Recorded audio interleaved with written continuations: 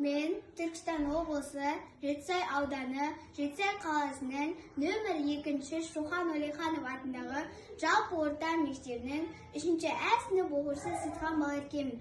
Абай атамызға 175 жыл толды. Соған орай Абай атамыздың қыс өлеңін оқып беремін. Ақ киімді, денелі, ақ сақалды, соқыр, мылқау, танымас тірі жанды. Үсті басы ақырау, түсі суып, басқан жері сықырлап келіп қалды. Демалысы үскірік, аяз бен қар, кәрі құдан қыз келіп әлек салды. Ұшпадай бөркін киген оқшыр айтып, аяз бенен қызарып ажарланды. Бұлттай қасы жауып екі көзін, басын сілксе қар жауып мазаңдалды.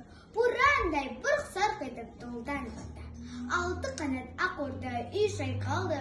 Әуес көріп жүгірген жас балалар, беті қолы домбығып үсік шалды.